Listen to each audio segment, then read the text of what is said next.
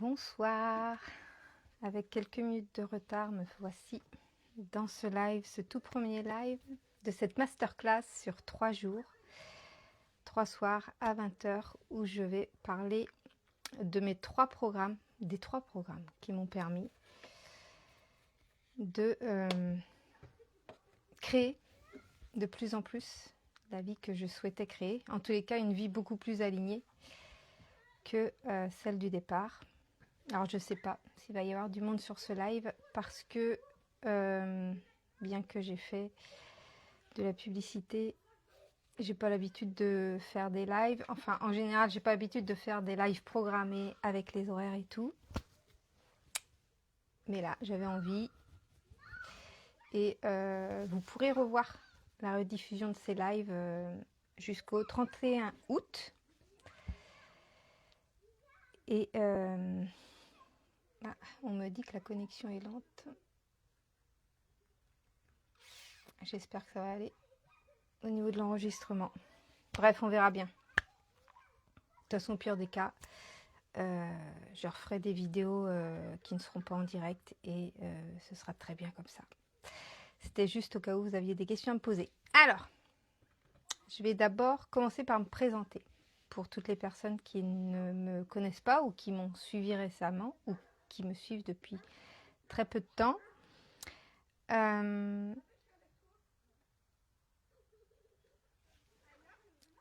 regarde juste. Hop. Je regarde.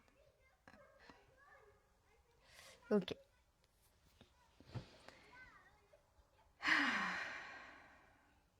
Donc vraiment, ces 3 masterclass, j'espère qu'elles vont pouvoir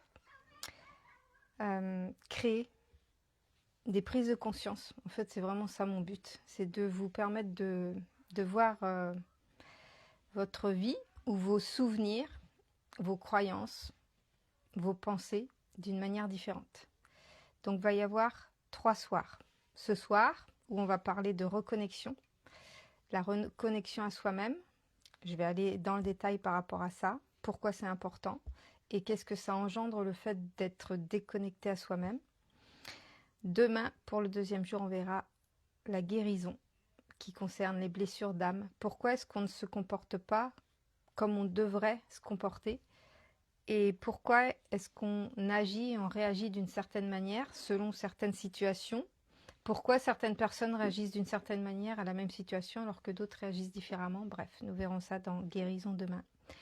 Et le 3e soir, mercredi, nous verrons la libération. La libération, c'est cette façon de ce changement en fait, de comportement dans notre façon d'agir et réagir pour que les blessures se désactivent le plus possible ou s'activent le moins possible, comme tu veux. Tu dis comme tu veux. Donc voilà, ça va être vraiment 3 soirs qui, je l'espère, seront transformateurs pour certains d'entre vous. Et bien sûr, le but aussi de cette masterclass, au-delà de vous faire prendre conscience, c'est de vous permettre d'accéder aussi à ces 3 programmes. C'est vraiment ces 3 programmes qui ont profondément changé ma vie et qui, j'espère, pourront changer la vôtre. Donc c'est des programmes qui sont vraiment conçus pour les personnes qui démarrent, qui n'ont pas de méthode, qui n'ont pas tellement approfondi le sujet, qui sont encore dans qui s'intéressent au développement personnel, mais qui sont encore bloqués au début, qui ont l'impression que rien ne change dans leur vie ou qui répètent toujours les mêmes schémas. Et ça peut vraiment être un bel élan, en fait. C'est vraiment, moi, ces 3 programmes-là, c'est vraiment ceux qui m'ont permis d'être là où j'en suis aujourd'hui. Et je me suis dit que c'était un beau cadeau à faire pour vous-même, d'avoir ces 3 programmes-là qui sont vraiment très complémentaires. Et ça peut être sympa d'en faire un à la fois, mais vraiment, les 3 peuvent peuvent certainement changer les choses, puisqu'elles ont changé beaucoup de choses pour moi. Donc, qui suis-je ? Je m'appelle Nelly. de la chaîne et des réseaux sociaux de Lily Organizer que j'ai créé en... C'est une bonne question. 2020 2019. Que j'ai créé en 2019 sans savoir vraiment ce que j'avais envie de faire. Lily Organizer, je l'ai créé parce que au départ, je m'intéressais à l'organisation, au rangement. Donc tu vois, je suis plus du tout dans le même domaine, mais j'ai gardé mon nom. Parce que finalement, je trouvais ça pas... Voilà, Lily Organizer, c'est un petit peu ce qui m'a permis d'être là où j'en suis aujourd'hui et j'ai du mal un peu à quitter ce nom-là. Donc voilà, pour l'instant, ça reste ça. Je suis donc Nelly. J'ai 49 ans. Je suis maman de 3 enfants de 23, 20 et 18 ans. Et je suis en couple depuis 30 ans. Je suis mariée depuis 26 ans civilement et 24 ans religieusement. Avant d'être maman, épouse, j'ai été la 10e d'une fratrie de 10 enfants. Et j'ai été très choyée, très aimée. J'ai vraiment eu l'impression d'avoir une belle enfance. Et pourtant, j'ai très tôt... il y a ma fille qui m'appelle. Et j'ai très tôt pris le rôle de l'adulte en fait à la maison. Ma mère n'aimait pas faire les papiers administratifs et je suis la seule de la famille à avoir fait entre guillemets des grandes études, c'est-à-dire un bac plus 2 chez nous, c'était vraiment des grandes études parce que personne n'avait le bac. Et j'étais en plus dans une section. Bah oui, je suis en live, ma chérie. Je vais lui répondre. Ça met que la connexion est très lente, alors je vais voir si on se connecte bien. Pour l'instant, je vois que personne ne s'est connecté, donc je ne peux pas demander à qui que ce soit si on m'entend bien, mais c'est pas grave. Hop, allez, on continue. Donc j'étais aussi dans un secteur, j'avais choisi un secteur administratif. Ah, j'ai une personne en ligne. Est-ce qu'on m'entend bien? Est-ce qu'on m'entend bien? Dites-moi si jamais vous êtes là. Donc je disais quoi? Parce que ça m'a perturbé tout ça. De toute façon, ça en fait exprès à chaque fois qu'on veut faire quelque chose, qu'on a prévenu tout le monde.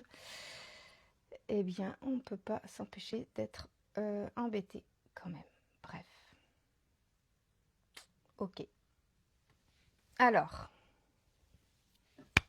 je pense que je vais remonter ce live parce que vraiment, c'est la débandade. Alors, ok. J'étais rendue où? Je me reconcentre. On respire un bon coup. Ça fait super longtemps que j'ai pas fait de live. Ok. Donc, j'ai choisi un secteur, on va dire, d'études qui était ciblé dans l'administratif. J'adorais, et j'adore toujours, l'administratif, faire les papiers, enfin bref, j'adore ce métier. Et ma mère détestait ça, et donc très vite, elle m'a donné le flambeau pour remplir les papiers, et donc j'ai géré un peu cette partie administrative très tôt. Je devais être en fin de collège ou début de lycée quand j'ai commencé à m'en occuper. Ah, bonsoir, ça me fait plaisir. Est-ce que tu m'entends bien? Est-ce que tu peux me dire si tu m'entends bien? Ah, je me sens moins seule. J'ai chaud. J'ai enlevé la clim, mais il fait super chaud. Allez, c'est pas grave. J'étais hyper stressée aujourd'hui, des tensions partout dans le corps. Mais on va le faire quand même, ce live. Et donc, je donne ces petits détails-là par rapport à ma vie parce que ça a vraiment servi à me faire évoluer et pour faire un petit peu un lien avec tout ce que je vais raconter ces 3 prochains jours. Et donc, j'étais très fusionnelle avec ma mère d'un côté et en conflit presque permanent avec mon père. Et j'ai été donc élevée dans une famille pleine d'amour et en même temps dans une famille où j'avais un rôle un petit peu d'adulte trop tôt. Où j'ai été aussi dans un contexte familial où ça m'a demandé, ça j'en ai pris conscience récemment, où ça m'a demandé de beaucoup m'adapter, de beaucoup répondre aux besoins des autres, de toujours être la petite fille sage, celle qui faisait pas de vagues parce que ma mère avait assez de choses à gérer comme ça. Donc je me suis toujours mise, forcément 10 enfants, c'est énormément de charges, c'était énormément de charges pour elle. Mon père était plus ou moins absent, même s'il était là physiquement, voilà. Elle contrôlait beaucoup. D'ailleurs, j'ai pris des choses d'elle, hein, par rapport à l'éducation que j'ai reçue, forcément. On a tous ça en nous. Selon l'éducation qu'on a eue, on a nos parents qui nous ont instauré une façon d'éduquer, et puis nous ont instauré aussi une façon de penser, des croyances. Enfin, il y a tellement, tellement de bagages qu'on porte. Et tant qu'on n'en prend pas conscience, on continue avec ces bagages-là et on ne comprend pas pourquoi à un moment donné dans notre vie, on se déconnecte de nous-mêmes et ça nous fait nous poser des questions, ça commence à nous peser. Ça peut être physiquement, on peut commencer à avoir des douleurs, on ne comprend pas pourquoi. On peut commencer à trouver notre vie fade ou notre vie compliquée alors que rien n'a changé. Mais toute cette lourdeur en fait qu'on peut ressentir émotionnellement, bah, c'est souvent c'est lié en fait à un moment donné où tu vis des choses qui, en s'accumulant, ou un gros traumatisme comme moi j'ai pu vivre à l'âge de 21 ans, des choses comme ça qui vont te tomber dessus pour te permettre d'évoluer. C'est pas des choses pour te punir ou pour te faire chier, entre guillemets. C'est vraiment des choses pour t'aider à évoluer. Mais ça, tu le comprends que quand tu commences à vouloir t'en sortir, en fait. Tu comprends ces choses-là en voulant t'en sortir. Et donc, voilà, j'étais cette petite fille, cette jeune fille qui s'adaptait beaucoup, qui essayait toujours d'être bien carré, de bien obéir, voilà. Un exemple tout bête, c'est que ma mère refusait qu'on ait des petits amis avant la majorité. À partir de la majorité, elle disait plus rien, mais avant la majorité, c'était catastrophique. Et donc, j'ai toujours fait en sorte qu'elle ne sache jamais que j'ai des petits copains et je me refusais d'avoir des petits amis pendant le temps de l'école, en fait. Les petits amis, c'était pendant les vacances quand j'étais loin d'elle et qu'elle ne me voyait pas. Enfin, tu vois un petit peu le genre. Bref. Et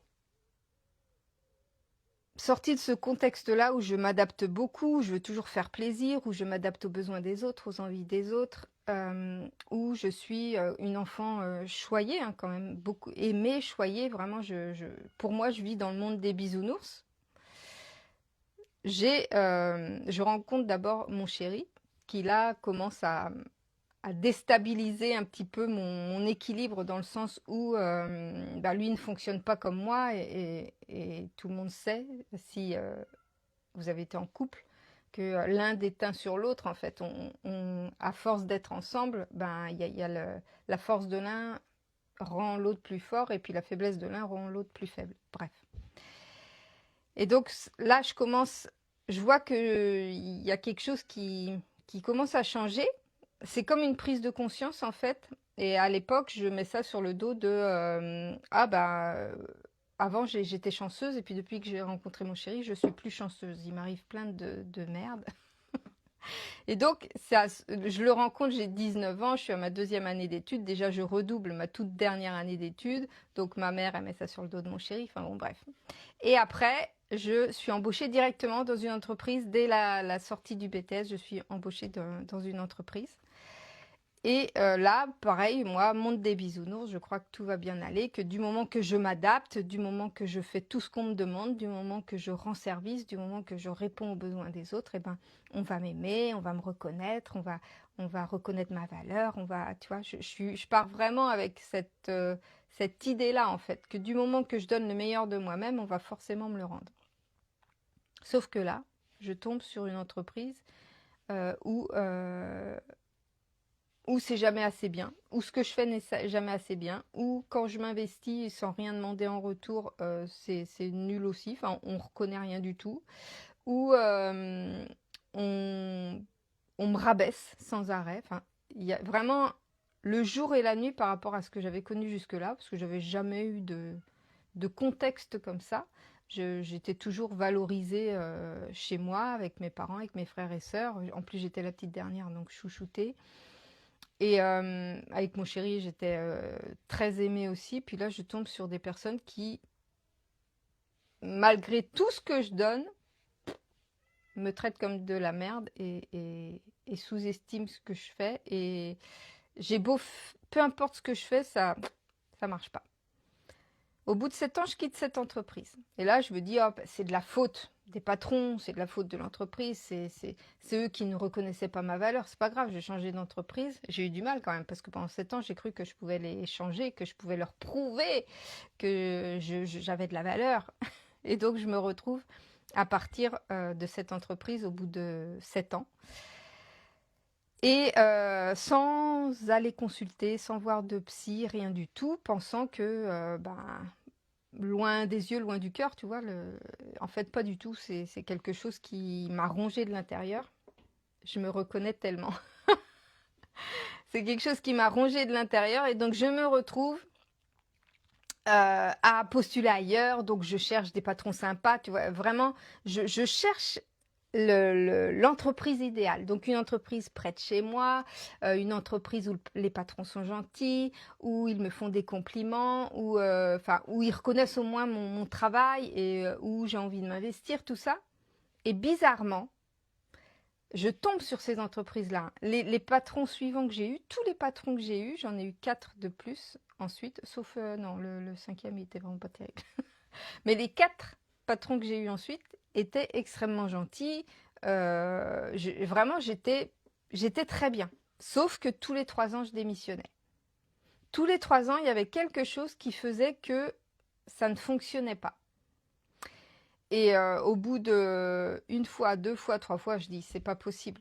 Le problème, il n'est pas extérieur, c'est forcément moi qui ai un problème. Je dis, je vois plein de monde autour de moi qui ont des CDI, qui sont des années en CDI, qui se trouvent très bien dans leur CDI, qui sont contents, qui s'épanouissent visiblement. Et moi, au bout de 3 ans, à chaque fois, tous les 3 ans, il y a quelque chose qui fait que ça explose et je démissionne ou je demande une rupture conventionnelle. Donc là, je commence à me tourner vers moi, d'où le programme Reconnexion. Je commence à me tourner vers moi et à aller chercher qu'est-ce qu'il y a en moi qui fait en sorte que je démissionne tous les 3 ans.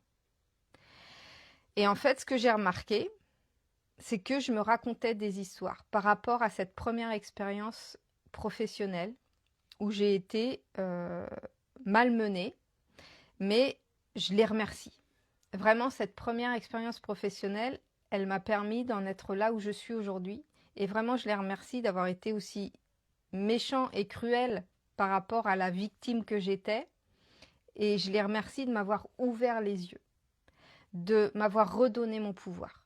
Parce que si j'avais pas vécu cette expérience, je serais peut-être bien encore en CDI dans une entreprise aujourd'hui à faire du 39 heures par semaine et à espérer avoir une petite prime à l'année, avoir mes 5 semaines de vacances par an et voir plus mon patron que mes enfants. Enfin, je suis tellement reconnaissante de cette expérience. Et en fait, c'est grâce au travail que j'ai fait pour reprendre mon pouvoir que je peux voir ça de cette manière aujourd'hui. Parce que pendant des années, je n'ai pas arrêté de raconter l'histoire que c'était des patrons méchants, qu'ils m'avaient fait du mal, que malgré tout ce que je faisais de bien, ils reconnaissaient rien de ce que je faisais. Ils me donnaient pas de reconnaissance, pas de, j'allais dire pas d'amour, pas d'affection, parce que moi j'ai besoin de ça en fait, les liens humains. Moi j'ai besoin d'avoir des relations. Même des relations professionnelles saines, c'est-à-dire il y a de l'amour dans tout, il y a de l'amour dans toutes les relations, il y a de l'amour, ça n'a pas forcément besoin d'être sexuel, mais il y a de l'amour dans toutes les relations, que ce soit de l'amitié, la famille, que ce soit professionnel, que ce soit amoureux, il y a de l'amour partout. Et donc, je ne ressentais pas cet amour. Donc, j'ai vraiment mal vécu ça. Et donc, j'avais toujours mis ça avec cette version-là de l'histoire où c'était eux les bourreaux, en fait. Et moi, j'étais la victime, la pauvre victime qui avait fait tout ce qu'elle pouvait, puis qui, malgré tous ses efforts, n'avait rien reçu. Et en fait, j'ai regardé, j'ai changé ma perspective. Je dis, ok, comment je peux voir cette histoire différemment? Et là, je me suis dit, ouais, ok, ils ne reconnaissaient pas ta valeur, mais pourquoi est-ce que tu as fait tant d'efforts? Pourquoi est-ce que tu cherchais autant à les satisfaire? Pourquoi est-ce que tu t'adaptais autant? Pourquoi est-ce que, même quand ça ne te convenait pas, bah, tu disais oui quand même? Alors que de toute façon, tu n'avais pas cette reconnaissance-là. Et en fait, ce qui se passe, c'est que quand tu te suradaptes comme ça, quand tu réponds toujours oui à tout, quand tu réponds aux besoins des autres avant les tiens, quand tu es toujours dans le don aux autres et que tu as même du mal à recevoir, parce qu'il y a des entreprises qui ont été très généreuses avec moi et j'avais du mal à recevoir. Quand on me donnait, j'en donnais encore plus, tu vois. Tellement je culpabilisais qu'on me donne autant. Et c'est simplement parce que moi-même, je ne reconnaissais pas ma propre valeur. J'étais incapable de reconnaître ma valeur. J'étais incapable de dire que bah, je valais ça, donc c'était normal que je sois payée ça, par exemple. Ou que, ok, je veux bien m'investir pour ça, mais derrière, je dois avoir la reconnaissance. C'est à moi de la demander. C'est pas aux autres de me l'estimer. J'allais jusqu'à aller à mes entretiens d'embauche en me disant, bah, moi, je propose pas de salaire. J'attends qu'ils me proposent quel salaire ils estiment pour moi parce que c'est eux qui connaissent le poste et c'est eux qui estiment que ce poste-là, il vaut pas plus que ça. Et à chaque poste que j'ai eu, et c'est pour ça que je partais au bout de 3 ans, c'est qu'à chaque fois, je postulais à un poste OK où le salaire, je trouvais correspondait au poste. Mais à chaque fois, je suis quelqu'un qui aime apprendre et qui évolue et qui aime toujours faire plus de choses, ben, plus ça allait, plus il me donnait des choses à faire. Mais pourquoi? Parce que moi, je les acceptais. Je négociais jamais mon salaire. Donc j'en faisais plus pour le même salaire, pour le même niveau, jusqu'au jour où j'ai même été jusqu'à avoir des tâches, des missions qui auraient dû être de l'ordre de mon responsable, qui m'étaient données à moi parce qu'il savait que ce serait fait jusqu'au bout. Mais c'est pas moi qui avais le salaire, j'étais pas responsable. Et en plus, s'il y avait eu un problème, une erreur, c'est sur moi qu'on aurait tapé, alors que c'était pas mon rôle de prendre ces responsabilités-là en charge, sauf que ma responsabilité à moi, c'était de dire oui ou non. C'était de poser mes limites. C'est ce qu'on verra dans le 3e jour d'ailleurs. Donc il y a un problème de reconnaissance de valeur. Il y a un problème d'amour envers soi-même. Il y a un problème de se dire qu'on n'est pas victime. On est responsable de ce qu'on accepte, de ce qu'on tolère, par rapport à ce que les autres nous demandent ou exigent de nous en fait. Si je leur avais dit non, si j'avais posé mes limites, peut-être qu'ils m'auraient renvoyé, peut-être qu'ils m'auraient augmenté, peut-être, j'en sais rien, quel scénario il pouvait y avoir. Mais j'avais tellement peur, enfin, je reconnaissais tellement pas ma valeur que j'attendais même pas ça. Je faisais, jusqu'à un moment donné où c'est moi qui ai saturé, où mon âme elle a dit stop en fait. Là, t'es pas aligné avec toi, là, tu es en train de répondre aux besoins des autres, aux exigences des autres, sans penser à toi. Et c'est ce qui m'a conduit au burn-out 6 ans plus tard, après avoir quitté cette première entreprise. Parce que j'avais pas compris le message. J'avais pas compris l'expérience de cette première entreprise que cette première entreprise m'avait donnée. J'avais pas pris conscience que j'avais besoin de m'aimer davantage, de reconnaître ma valeur, de poser mes limites, de reprendre mon pouvoir et de ne plus me mettre en mode victime. Et en fait, ça, là, la première fois que je l'ai conscientisé, c'est avec c'est dans mon monde professionnel, en fait. Mais dans toutes les sphères de ta vie, ça a une conséquence. Si tu ne reconnais pas ta valeur dans le monde professionnel, tu ne la reconnais pas plus dans ton monde affectif. Même si tu as une super famille, parce que moi je suis vraiment très très bien entourée, même si tu as une super famille, tu as aussi cette problématique-là. De toujours répondre aux besoins des autres, de toujours t'adapter, de te suradapter. Je répondrai aux questions à la fin, quand je vais avoir fini le live, promis. Donc tu peux me poser tes questions, tu peux me dire et on discutera.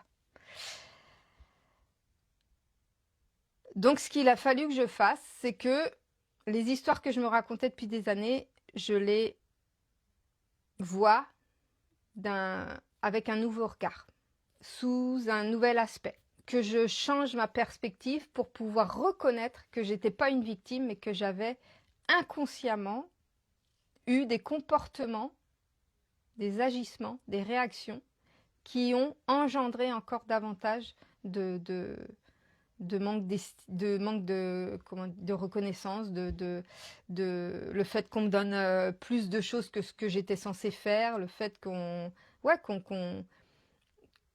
me charge encore plus en fait.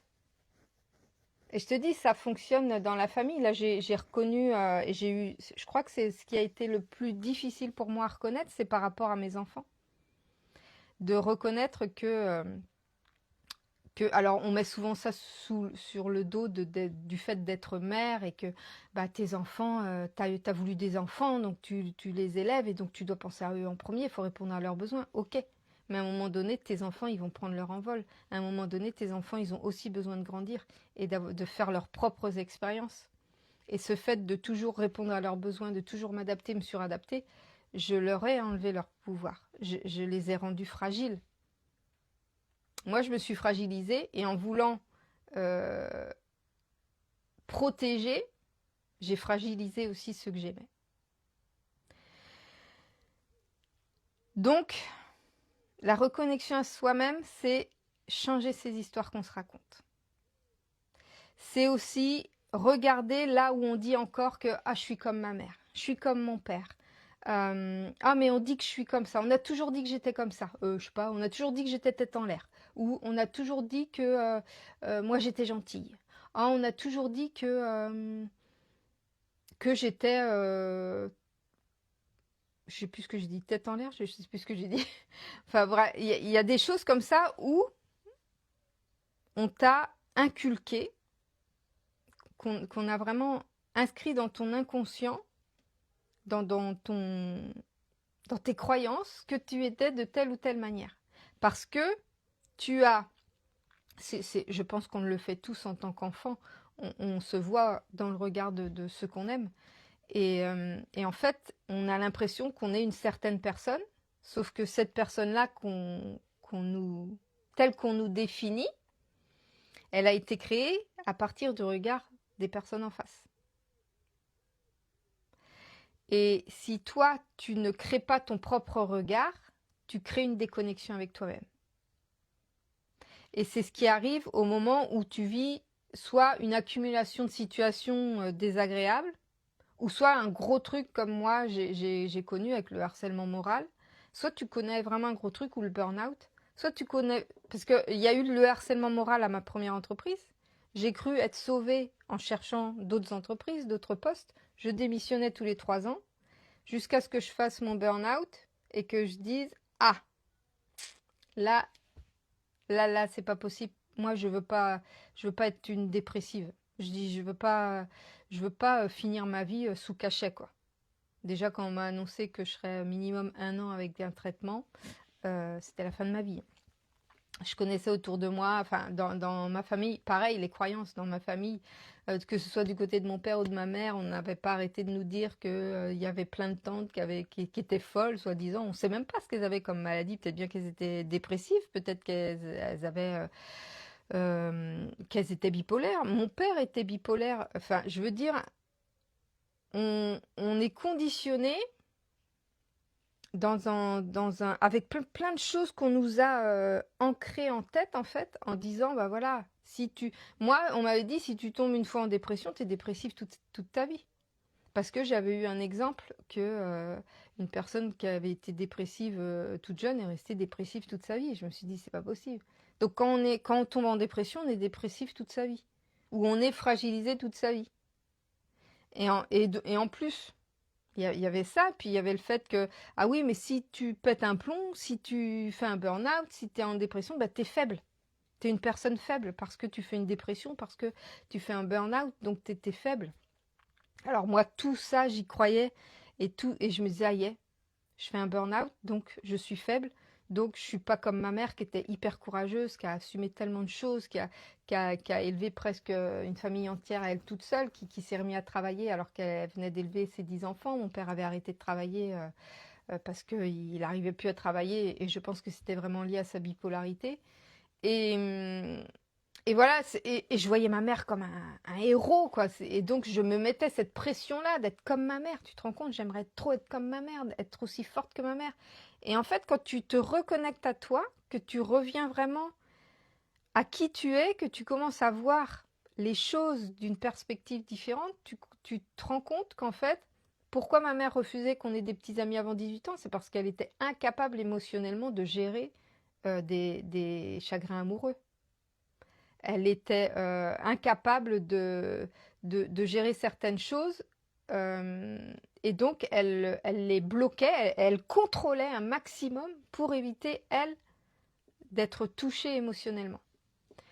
Mais ça, c'est tellement un cheminement à faire et c'est tellement tout un processus de guérison. Là, je te parle vraiment de choses que j'ai mis 2 ans à vraiment étudier plus en profondeur. Parce que là, ce que je te propose pendant 3 jours, c'est vraiment le début du chemin. Mais c'est un chemin qui va t'ouvrir justement à toute cette compréhension et qui va te permettre d'avancer de plus en plus vers la véritable, j'ai envie de dire la véritable version de toi. C'est pas ça que je veux dire, mais ton âme en fait, véritablement, profondément qui tu es ou qui tu as envie d'être. C'est pas parce que tu es né dans une certaine famille, que tu as subi certaines choses, que tu as vécu certains traumatismes, qu'aujourd'hui c'est un fardeau que tu portes et que tu dois le tenir toute ta vie. Tu n'es pas redevable de ça, tu n'as pas une dette par rapport à ça. Tu n'as pas de dette, souvent on s'accroche on reste justement dans ce mode victime parce qu'on s'accroche à cette histoire en se disant, ben, si j'avais pas vécu ça, ben, ce serait pas moi. Oui, mais tel que tu le vis encore aujourd'hui, en le racontant dans une position de victime, tu fais en sorte que toutes tes réactions et tes actions en fonction des situations qui te font ressentir les mêmes émotions, eh bien, te font vivre de nouveau cette expérience alors que c'est pas le même environnement, c'est pas les mêmes personnes, mais toi, tes émotions revivent la même sensation et donc tu réagis de nouveau pareil, tu agis de nouveau pareil et tu déclenches de nouveau les mêmes schémas. C'est exactement ce qui m'est arrivé à chaque fois que j'ai démissionné, que j'ai retrouvé une entreprise et que je reproduisais les mêmes schémas.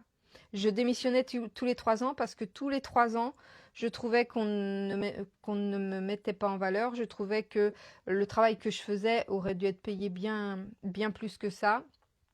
Je trouvais que j'étais pas valorisée. Il y avait toujours quelque chose en fait qui me ramenait à ma position de victime, comme je l'avais été à ma première entreprise, alors que j'avais tout. J'avais trouvé une entreprise, peu importe l'entreprise les entreprises qui ont suivi, j'avais trouvé des entreprises qui étaient à proximité de chez moi, avec un poste super intéressant où il y avait plein de tâches diversifiées à faire, ce que je voulais. Des patrons super gentils, j'avais des primes, un salaire correct, j'avais vraiment tout le package que j'avais demandé, tu sais, comme la liste que tu fais de tes intentions. Moi, je veux un boulot comme ça, je veux ça, j'avais tout. J'ai tout obtenu et pourtant, tous les 3 ans, je démissionnais. Et donc, quand j'ai fait mon burn-out, j'ai commencé à chercher ce qui provoquait ça, en fait. Je me dis, ça vient de moi, donc il faut que je revienne à moi.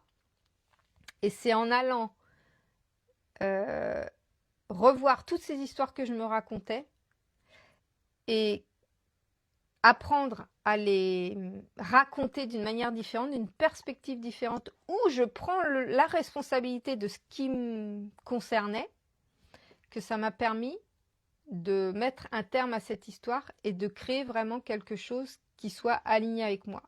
Donc moi aujourd'hui, je ne suis plus salariée, je me suis complètement séparée de ce rôle de salarié qui m'emprisonnait. J'avais envie de liberté, j'ai demandé de la liberté et donc ça m'a menée vers l'entrepreneuriat. J'ai d'abord je me suis d'abord lancée dans le magnétisme parce que j'avais des dons et j'ai eu un événement familial qui a fait que ça m'a donné le déclic. Je me suis lancée dans le magnétisme de façon très fluide, très spontanée, très facile, alors que ça faisait 3 ans que j'essayais de me lancer dans l'assistanat freelance et que je ne trouvais rien. Enfin, que je ne trouvais rien. Non, non, je dis des bêtises. Que je m'auto-sabotais parce que je sentais que je bloquais en fait. J'arrivais pas à me vendre, j'arrivais pas à trouver mes prix, j'arrivais pas à aller démarcher. Il y avait plein de choses qui me bloquaient. Je sentais que c'était pas aligné, mais je dis, je sais faire que ça. Moi, je sais faire que ça du secrétariat. Donc, je m'obstinais là-dedans. Mais je savais que l'entrepreneuriat était pour moi. Et donc, après, je me suis lancée dans le magnétisme. Forcément, le magnétisme, ça fonctionne beaucoup par le bouche à oreille. Donc, ça peut être très long. Comme je me sentais pas légitime parce que j'avais pas encore suffisamment travaillé sur ma valeur, eh bien, c'était vraiment en dents de scie les revenus. C'était pas suffisant pour en vivre. Et donc, une fois que mon chômage s'est terminé, je me retrouvais avec un dilemme en fait. Je me dis, soit j'ai pas le choix que de retourner dans le salariat, ou soit il y a un miracle qui arrive. Et donc, j'ai prié et j'ai demandé, je dis, je ne veux pas retourner dans le salariat. Je dis, je veux rester dans l'entrepreneuriat. Peu importe ce qu'on me propose, je ne sais pas ce qui peut se passer, mais je veux rester dans l'entrepreneuriat. Et là, à 2 semaines de la fin de mon chômage, j'avais dit, il me faut ça avant le mois de novembre. 2 semaines avant mon chômage, j'ai été contactée par des anciens collègues devenus patrons qui me proposaient une mission freelance. Je travaille toujours pour eux aujourd'hui, je fais 3 demi-journées par semaine pour eux. Et rien que ça compense le montant de chômage que j'avais perdu. Donc il y a des choses miraculeuses qui se passent pour te permettre de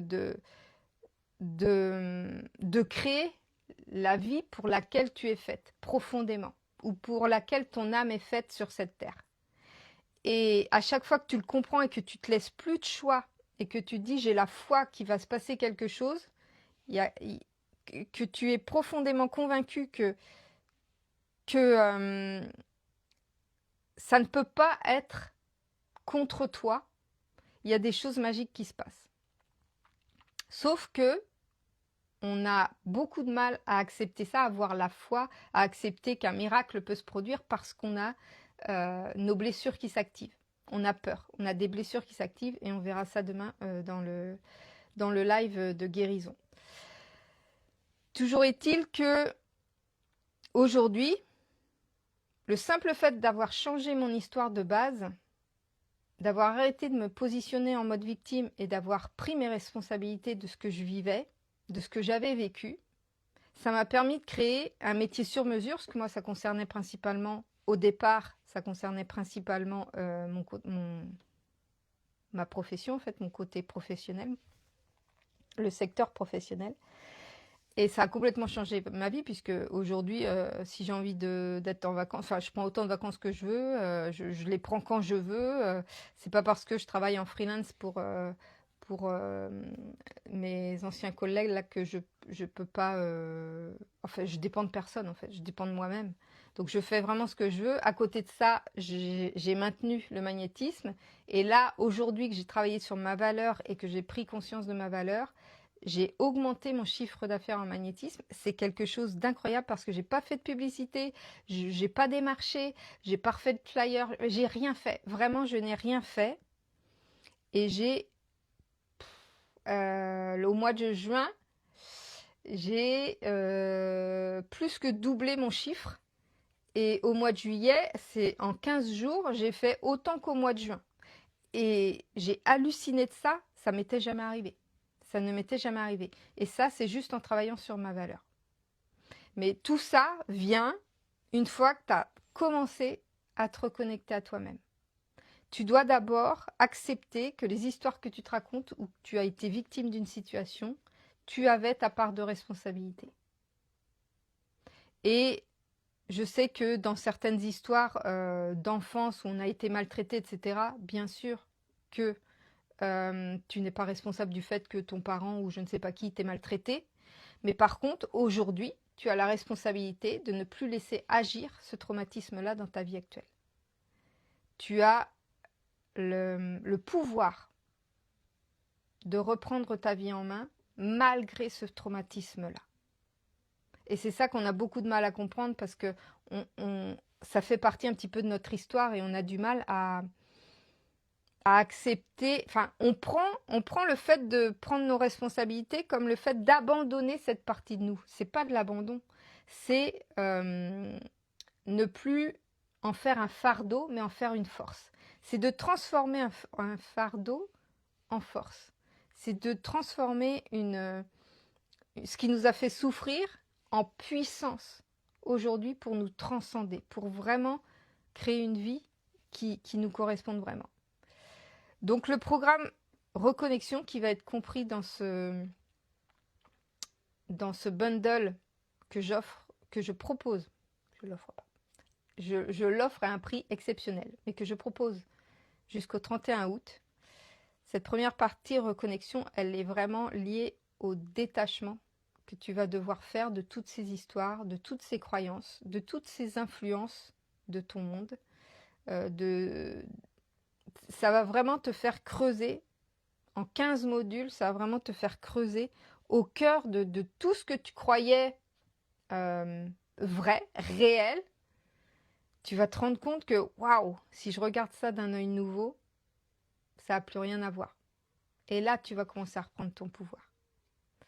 Donc voilà, c'est ce que je voulais te partager ce soir dans ce live reconnexion. J'espère que ça va pouvoir t'aider. Je vais regarder ce qu'on m'a dit. Donc, à ton avis, j'ai l'impression que les personnes de mon entourage n'apprécient pas quand je dis non. Est-ce qu'il est trop tard pour changer ça? Mais non, bien sûr que non. Il n'est jamais trop tard. Tu peux tout changer. Aujourd'hui, tu peux tout changer. Je les ai habitués à ma gentillesse et au fait que j'accepte beaucoup de choses depuis des années. Alors, je vais te dire quelque chose. Tu as le droit d'être gentil. Tu peux être gentil, mais il ne faut pas confondre être gentil et être sacrificiel. Moi aussi, je suis gentille. Mais j'ai arrêté de me sacrifier. Parce qu'avant, j'étais sacrificielle. Si tu dis toujours oui aux besoins des autres, si les autres estiment que quand tu dis non, tu es méchante, ben, ils ne méritent même pas que tu sois gentille avec eux. C'est du sacrifice. Ils sont habitués à du sacrifice de ta part, pas à de la gentillesse. C'est pas la même chose. Donc, au départ, ce qui fait très bizarre, mais ça on en parlera le 3e jour, c'est de dire non. Ça fait très bizarre parce qu'on a l'impression on culpabilise déjà, et on a l'impression d'être méchante. On a l'impression d'être d'être cruelle, d'être la mauvaise personne dans l'histoire. Alors qu'en fait, ce qu'on fait, c'est qu'on se respecte davantage. Mais on verra ça le 3e jour, j'en parlerai davantage. Et ça change tout aussi de poser ses limites. Donc voilà, s'il n'y a pas d'autres questions, on se retrouve demain pour la 2e masterclass qui va être sur la guérison. Et là aussi, j'ai beaucoup de choses à raconter. Mais voilà, soit tu te procures juste le programme Reconnexion, parce que c'est un programme clé en main, donc il y a vraiment un investissement personnel. C'est fait de vidéos et de questions d'introspection, donc il y a beaucoup de choses que j'explique. Il y a des questions d'introspection, donc c'est vraiment un travail personnel à faire. Donc si tu te sens capable, en autonomie, mais que tu te dis « Ouais, mais je suis pas sûre de pouvoir faire les 3 programmes parce que est-ce que ça va me convenir ou pas ?» Tu peux prendre juste le programme Reconnexion. Ou alors, t'attends d'avoir les 3 masterclass et décider à la fin de prendre le bundle parce que c'est vraiment, pour moi, ces 3 programmes-là qui peuvent véritablement tout changer. qui ont tout changé pour moi en tous les cas. Tu peux aussi, si tu ne te sens pas capable de prendre un programme clé en main, tu peux aussi choisir des programmes personnalisés. J'en propose 2. Mais par rapport à cette masterclass, il y a surtout le programme Union que je vais proposer, qui est vraiment on va dire la version personnalisée de ces 3 programmes-là. La version personnalisée du bundle. C'est-à-dire que je t'accompagne pendant 1 mois via WhatsApp. Tu peux me poser toutes tes questions. Je te donne plein de, comment dire, de contenu personnalisé, parce qu'il y a de la reprogrammation du subconscient, il y a de la régulation du système nerveux, il y a beaucoup de choses que je propose, mais je m'adapte à la personne que j'ai en face de moi. Donc selon là où ça bloque, ben, je réadapte. Donc pendant 1 mois, on est ensemble et je te permets justement, pendant ce mois-là, de devenir cette version de toi qui s'est reconnectée à elle, qui a commencé à guérir ses blessures d'âme et qui a commencé à poser ses limites. Merci beaucoup, très enrichissant. Bon, bah, je suis ravie que ça ait pu te plaire. Je vous donne rendez-vous demain pour la 2e masterclass qui sera sur la guérison. Je vous fais des gros bisous. Et puis, j'espère que je vais pouvoir mettre ça en rediffusion. Je vous fais des bisous, à demain.